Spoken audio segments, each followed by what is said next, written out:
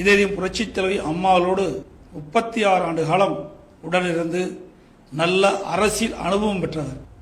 மதிப்புக்குரிய சின்னம்மா அவர்கள் கழகத்தினுடைய பொதுச் செயலாளராக பொறுப்பேற்க வேண்டும். சிறப்பான ஒரு வலிமையான இயக்கமாக அனைத்து இந்திய அண்ணா திராவிட முன்னேற்ற கழகம் உருவாவதற்கு மதிப்புக்குரிய சின்னம்மா அவர்கள் கழகத்தினுடைய பொதுச் செயலாளராக பொறுப்பேற்க வேண்டும் என்று அன்போடு கேட்டுக்கொள்கிறேன். சசிகலா பொதுச் செயலாளர் சொல்லிட்டு போறாங்க, அதனால எங்களுக்கு என்ன இருக்குது? சூரியனை பார்த்து யாருக்கு என்ன பையன்? அனைத்து இந்திய அண்ணா திராவிட முன்னேற்ற கழகத்துக்கும் திருமதி சசிகலாவுக்கு எந்த தொடர்பும் கிடையாது.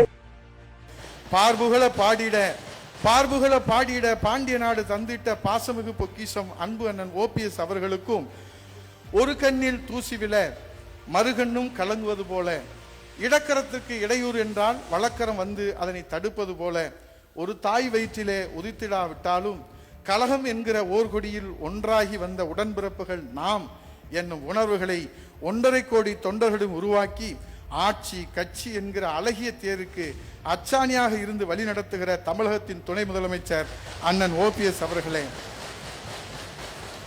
தமிழர்களின் வீரத்தையும் பண்பாட்டையும் பாரம்பரியத்தையும் மீட்டெடுக்கின்ற வகையிலே ஜல்லிக்கட்டு உரிமையை தாயின் வழியிலே மீட்டு தந்து தாய் நாட்டின் தன்மானத்தை காத்து தந்திட்ட அண்ணன் OPS அவர்களே, ஆன்மீகத்தையும் அரசியலையும் தன்னகத்தை கொண்டிருக்கிற தெய்வீக திருமகனின் வழி வந்தவரே அண்ணன் OPS அவர்களே, நம்முடைய கழகத்தின் நிரந்தர பொதுச் செயலாளர் புரட்சித் தலைவர் ஐயா எடப்பாடி அவருடைய ஒப்புதலோடு சொல்லுகிறேன், எந்த காலத்திலும் பன்னீர்செல்வம் அவர்களை அனைத்து இந்திய அண்ணா திராவிட முன்னேற்ற கழகத்திலே மீண்டும் சேர்ப்பதாக வருகின்ற செய்திகளிலே துளியும் உண்மை இல்லை.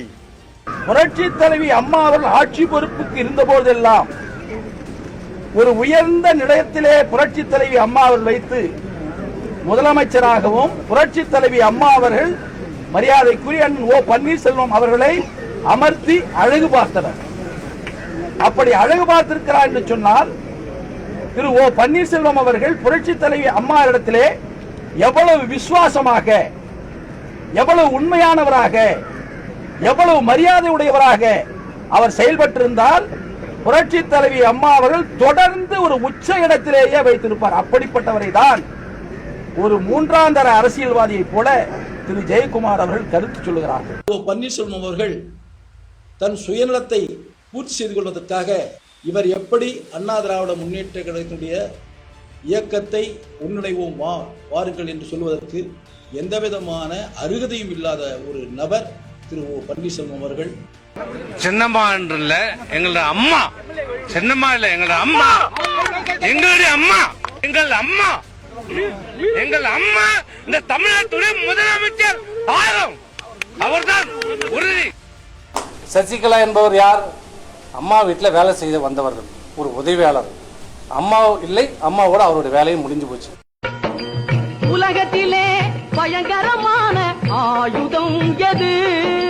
கத்தி இல்ல, கோடாலி இல்ல, ஈட்டி, கடப்பாரை இல்ல, அது இல்லையா? அட நீயே சொல்லப்பா. உலகத்திலே பயங்கரமான ஆயுதம் எது? நிலைகட்டு போன நயவஞ்சகரின் நாக்குத்தானது.